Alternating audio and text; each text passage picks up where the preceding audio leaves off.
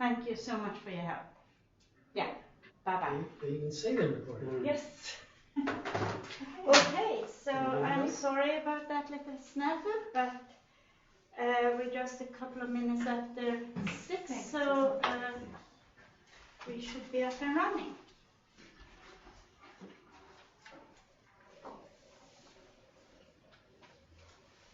You gonna join me or? No, I let you go. Okay, fair enough.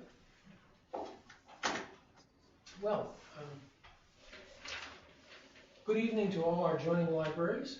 I'm Francis Jackson. I'm a lawyer from South Portland, and I'm welcoming you to the Volunteer Lawyers Project video workshop series on civil legal topics. This evening's presentation is on veterans law, and after I kind of discuss the basics, there'll be a question and answer period, and ask about procedures that may be useful to you. Please remember that I can't give individualized legal advice during the workshop, but I will be able to answer general questions about legal issues and procedures. If you'd like further information after the video workshop, please ask your librarian about connecting to the Help Me Law Web site, where you can get access to legal information and other legal resources. Please also make sure that you've signed in and that you fill out the evaluation form at the end of the session. You don't have to give your name, but we do need statistics and feedback for our funding for these programs. With that said, I'd like to start and talk about veterans law. And I'd like to start by talking about the kinds of disability benefits that are available to veterans. I'm going to be talking tonight about disability benefits.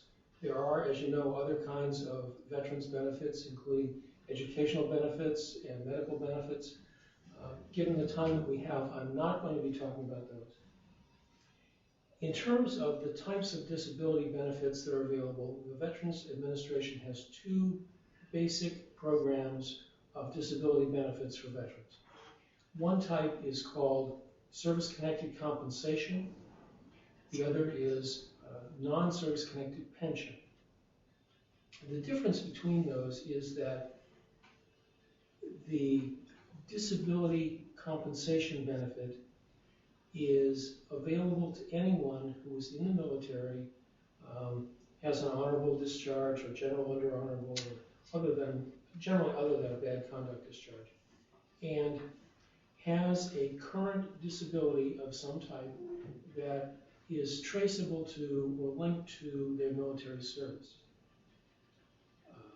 The classic example is someone who injured their back in the service and now has a continuing back disability, or someone who developed emotional problems during the service and has ongoing depression or PTSD. Those kinds of problems can be evaluated by the Veterans Administration, and benefits can be awarded, assuming that you establish that the problem was related to service. There's a rating system that goes with service-connected disability that varies from as little as 0% to up to 100%, depending on the nature and type of the disability. And multiple disabilities can be combined so that a higher level of disability is available than might apply for a particular single disability. So it just came off. The other kind of disability benefit that's available from the Veterans Administration is called pension, and it's a disability benefit that is available for veterans who served in a period of war, and by period of war we mean things like World War II, Korea, Vietnam, the current conflict in the Middle East, and so on. And in addition to having served in a period of war, you have a current total disability, and you don't have to show for pension that your disability was caused by or is related to your service.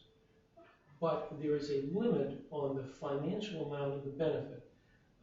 It's roughly $12,000 a year at this point. And if your income is below that and you are disabled and you served in a time of war, the Veterans Administration will look at what your current income is, and they will pay you the difference between your current income up to the current cap, which, as I mentioned, is about $12,000. So, for example, if you were getting $600 a month in Social Security disability, the VA would be able to pay you an additional amount over and above that if you qualified for pension benefits. So those are the basic programs that are available for those who serve directly in the military. Now, there are ancillary benefits that are sometimes very important. There are benefits for spouses, or widows or widowers. The most common ones are similar to what we just discussed with service-connected compensation and pension. There's a similar set of paired programs for spouses.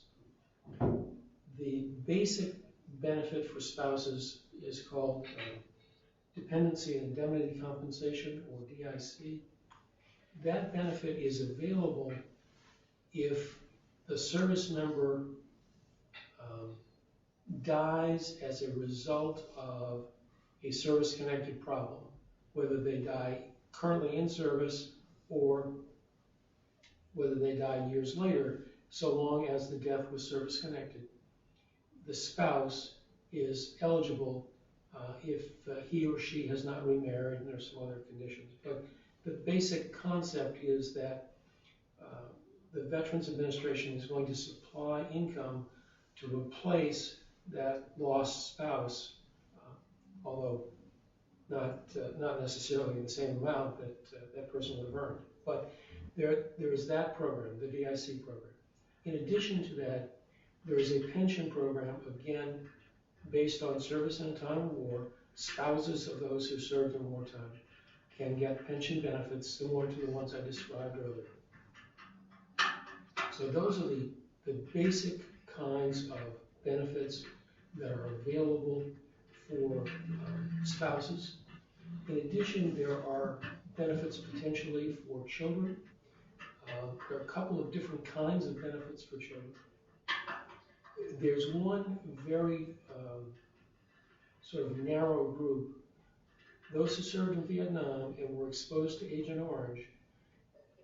The VA has found out that exposure to Agent Orange in some cases causes the birth of children with certain kinds of birth defects called spina bifida, which is a defect in the low back. Service members who served in Vietnam and were exposed to Agent Orange and whose children are born with spina bifida can obtain financial benefits for those children. There is a more general kind of benefit for children. Those who are under 18 and whose parent qualifies for DIC benefits may also qualify for benefits for the children. And separately, if a person is disabled before the age of 18 and unable to work and make their own way in the world, there are benefits potentially available for those people as well. You don't have to apply before age 18, but you have to become disabled before age 18. Now, in the last piece of, if you will, of the constellation of available benefits, there are also pension benefits available in some circumstances for the parents of deceased veterans or non-service connected pension recipient veterans. And so it is important, if you are a veteran or the spouse of a veteran, to look at the whole family constellation and see what kinds of benefits are available, because there may be a number of potential benefits. in addition to the sort of basic types of benefits, there are some specialized benefits within these groups. For example, if you are eligible for service-connected compensation,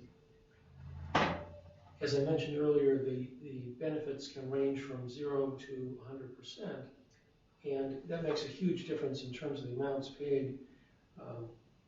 At 0%, obviously, there's nothing paid. At 10%, it's a very modest payment. It's less than $200 a month.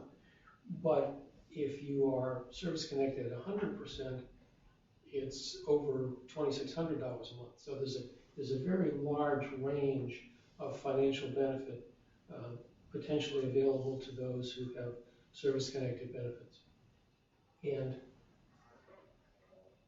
on top of those benefits, or sort of in place of those benefits in a way, there are a couple of very special categories. For people who are eligible for service-connected compensation and who are not eligible based on the ratings they get for full 100% benefit, but who are unable to work because of their service-connected condition, the VA has a special program called, well, they abbreviate it TDIU, but it stands for Total Disability Based on Individual Unemployability.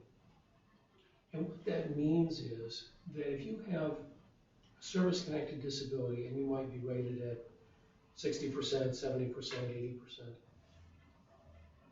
but not at a full 100%, if you can persuade the Veterans Administration, you can prove that because you have these service-connected disabilities, you're unable to work, then they can increase your monthly payment from 70%, for example, up to 100%, and pay you a much larger amount each month to compensate for the fact that your service-connected disability causes you to be unable to work.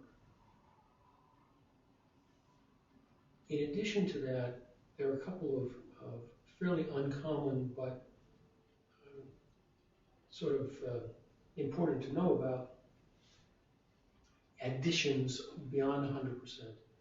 For people who have certain kinds of disabilities, such as the loss of one hand and a foot simultaneously, or various other combinations of severe injuries, the Veterans Administration can actually pay what they call special monthly compensation, which is a benefit in addition to the full 100% rating, so that some veterans who have been severely injured can be compensated at quite a high amount, potentially as much as $50,000 a year or more.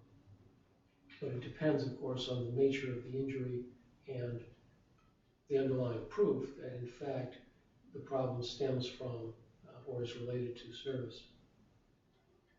Now, I'd like to talk a little about the process by which people get veterans benefits. It's the same for all these types of benefits, whether you're talking about the veteran themselves or a spouse of a veteran. In each case, the process is the same. It starts with a written request to make a claim for benefits. There's an online form that you can fill out. The VA is now trying to process cases by doing them electronically online. I don't want to be negative about that, but our experience so far has been that that process isn't quite perfected yet. There are some little glitches here and there, but you should certainly consider trying to make your application online if you possibly can. Once you make an initial application to the Veterans Administration, they will get back in touch with you at some point and tell you that they've gotten your application.